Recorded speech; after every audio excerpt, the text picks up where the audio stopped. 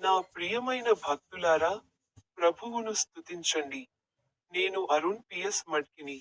మీ అందరికీ హృదయపూర్వక శుభాకాంక్షలు. ఈరోజు జనవరి 5వ రోజు, 2026 సంవత్సరం మొదటి నెల.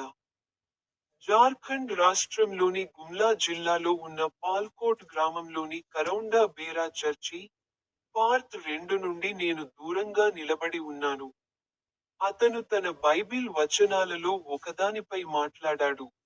సెయింట్ లూకా పవిత్ర సువార్త, అధ్యాయం 6, వచనం 36లో, అతను ఇలా అన్నాడు: మీ తండ్రి దయగలవాడైనట్లే మీరు కూడా దయగలవారై ఉండండి.